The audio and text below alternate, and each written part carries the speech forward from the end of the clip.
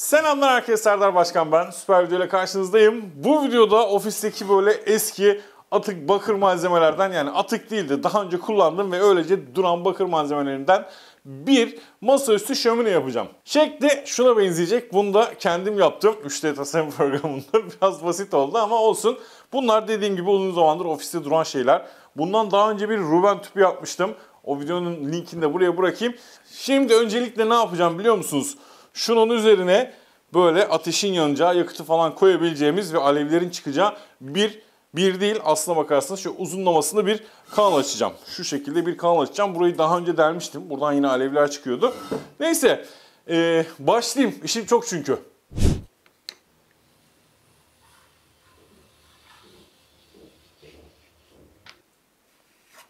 Şuradaki araya atacağım.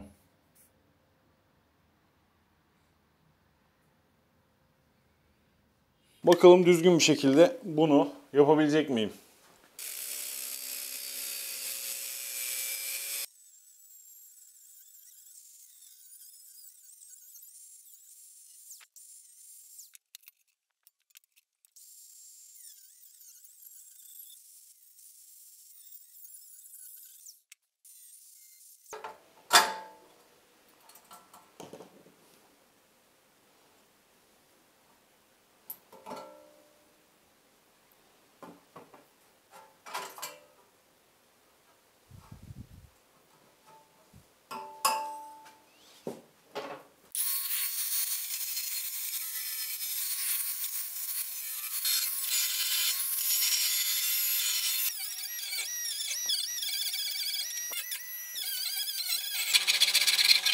Kanalı açtım bu şekilde. Şuralara kaynak dolduracağım. Aynı şekilde burada da delikler var.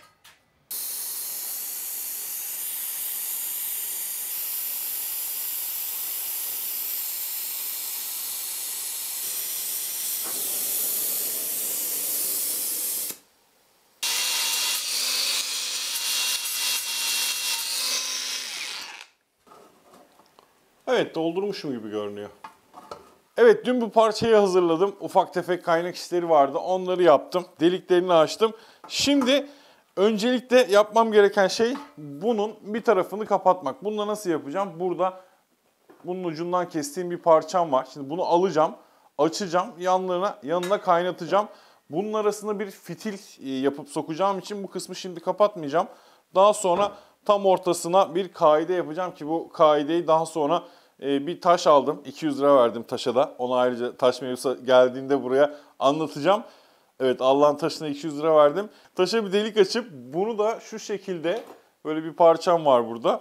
Bunu da böyle buraya oturtacağım. Şöyle bir şey olacak yani tam olarak aslına bakarsanız bu şekilde bir kayanın üzerinde duracak. Yaktığımızda böyle üzerinden sıra sıra alevler çıkacak. Şimdi ne yapalım? Şu parçayı hazırlayayım. Yanına kapatacağım parçayı hazırlayayım.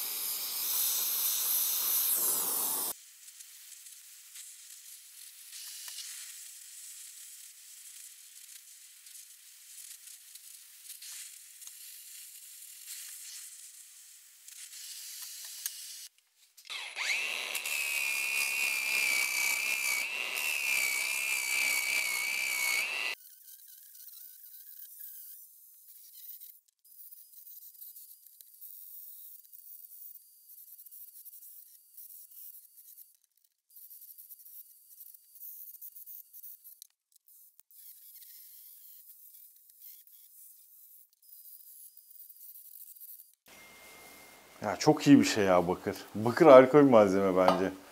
Evet, burayı kapattık. Ufak tefek kaynak izleri var ama onları halledeceğiz. Bu ucu kapatmadım çünkü buraya fitil hazırlayıp sokacağım. Bir tane taş yün ya da izocam gibi bir malzeme kullanacağım. Böyle bir tele sarıp. O yüzden şimdilik burayı kapatmıyorum. Şimdi ne yapacağız? Şimdi buraya bir ayak kaynatmam gerekiyor.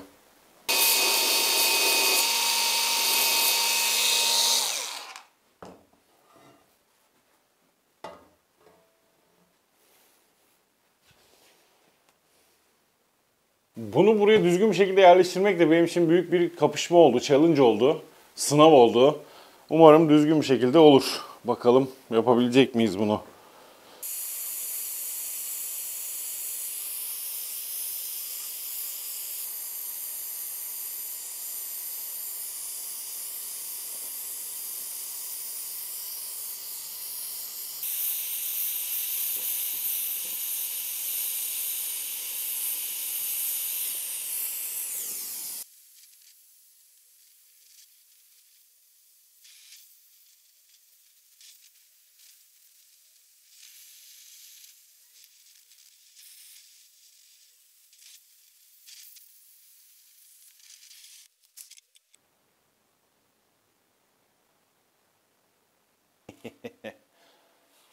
Evet, kaynağımı yaptım. Gördüğünüz gibi gayet sağlam oldu. Çok da zorlamayacağım. Çok da yük binmeyecek zaten buna.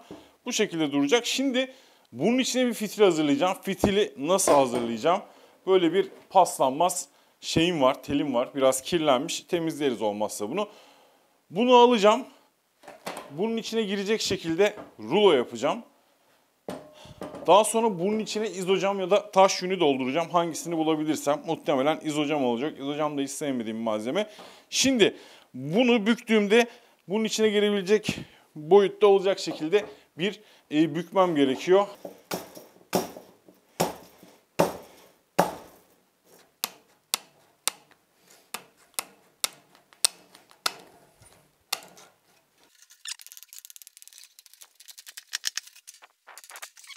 Evet, şöyle bir yöntem buldum. Şuraları büzüyorum. Büzdükçe de plastik kelepçeyle dıştan sarıyorum.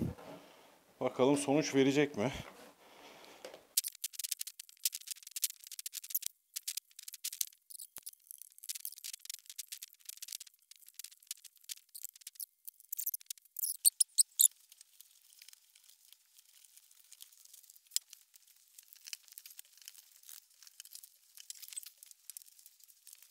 Evet, fitili yaptım, borunun içine soktum. Üzerine de böyle biraz daha güzel görünsün diye. Çünkü çok geniş aralıklıydı kullandığım paslanmaz. Böyle ince bir de ızgara yaptım. Hem böyle o şeyin nasıl diyeyim, buharlaşan alkolün buradan yukarı çıkmasını da düzenler. Daha böyle düzenli bir alevimiz olur diye düşünüyorum.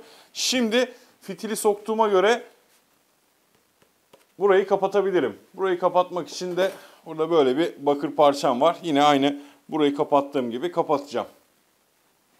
Zengin ev objesi olacak bu. Evet. Şimdi ben bunu bir parlatayım da sen o zaman gör. Hayır. Ama önce kaynaklarını yapmam lazım.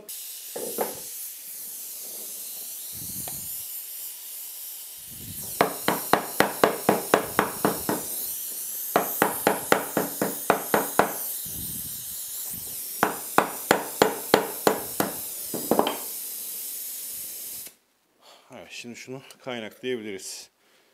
Isıtıp dövdüm çünkü daha kolay oluyor düzleşmesi.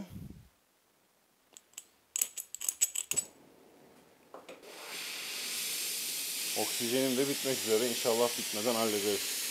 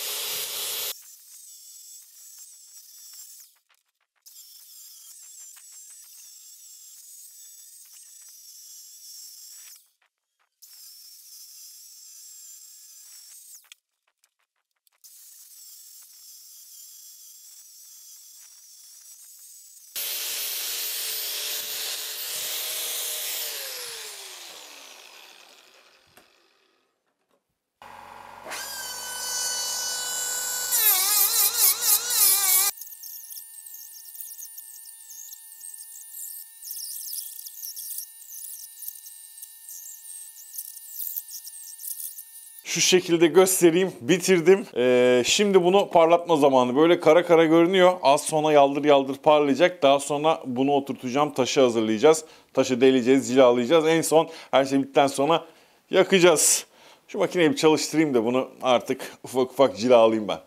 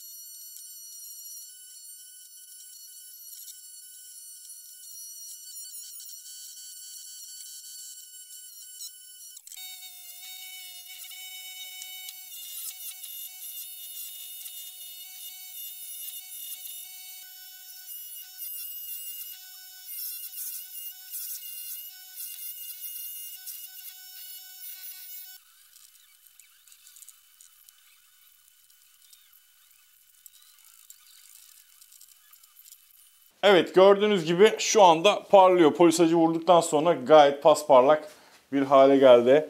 Bakınız. Evet, burada 200 lira vererek aldığım, ofise getirdiğim kaya var. Köyde buna para verdiğimi söylesem muhtemelen bana aşırı gülerler. Bu videoyu izleyenler de gülecektir büyük ihtimalle.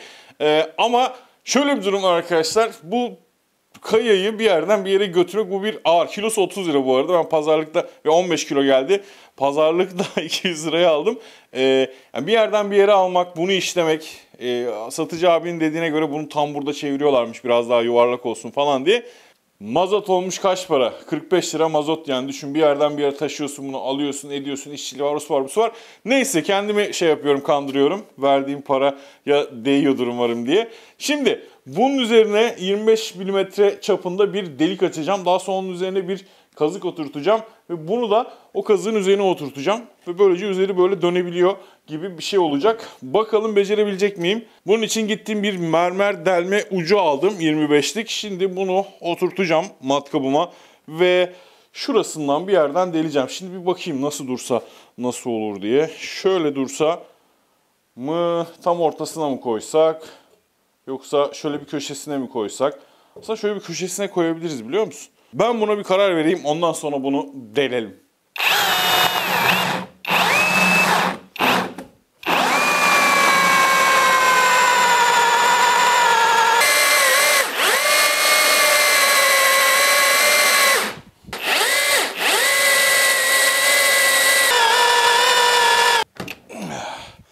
Bence tamamdır ya Batuhan. Sokan bakayım. Vay, çok iyi. Biraz böyle. Zaten şimdi bunu epoksiyle falan destekleyeceğim. Düz duruyor değil mi? Gayet düz duruyor bence, bana sorarsan.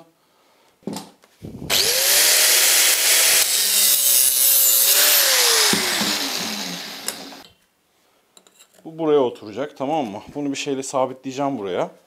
Evet. Bunu da bunun üstüne oturtacağım böyle. Nasıl? Ha? Havalı oldu mu? Güzel. Şöyle tutulması gerekiyor. Evet, şimdi şunu güzel bir yıkayacağım.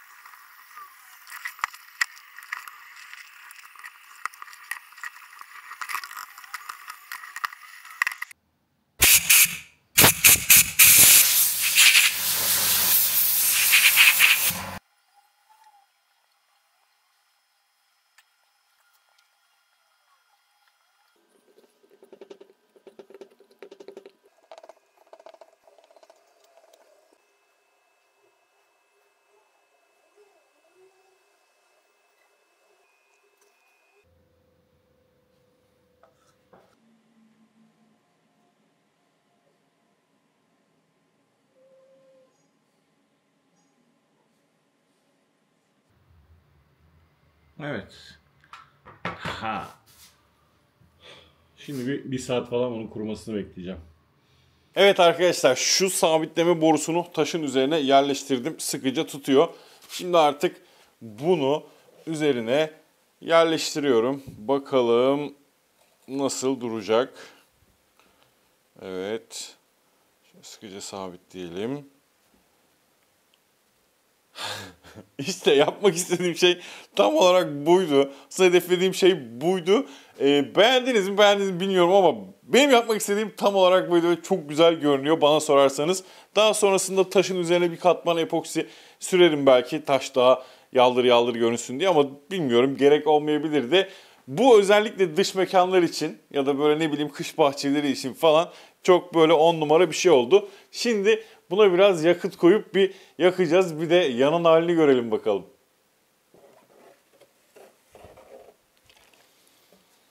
Şu an ispirto kullanıyorum ben. İspirtonun alevi daha kontrollü. Çok şey değil. Deli gibi yanmıyor. Şimdi burada kapalı mekanda denediğim için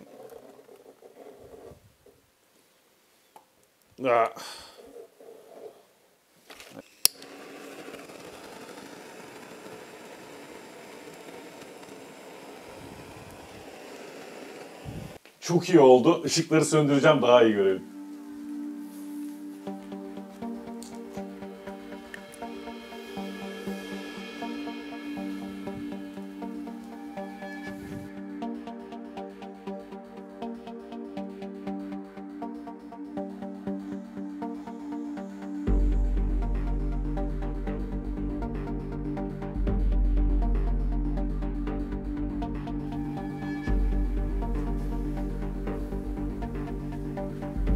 Söndürürken de şöyle yapıyorsunuz. Bir bez alıyorsunuz elinize kalınca.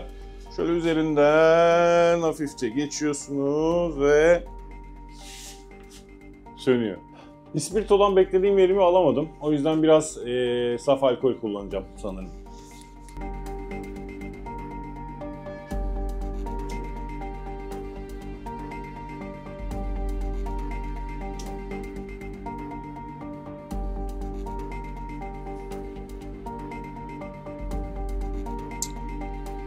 Müthiş değil mi ya? Çok güzel görünmüyor mu? Ve inanılmaz şekilde de ısıtıyor bu arada.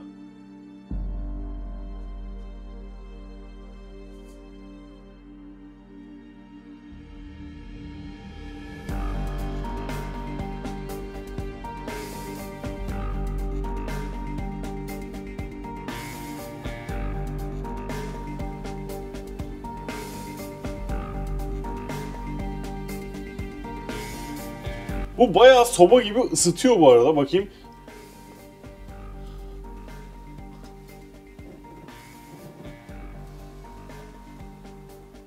Ve öyle kolay kolay sönecek bir şey de değil.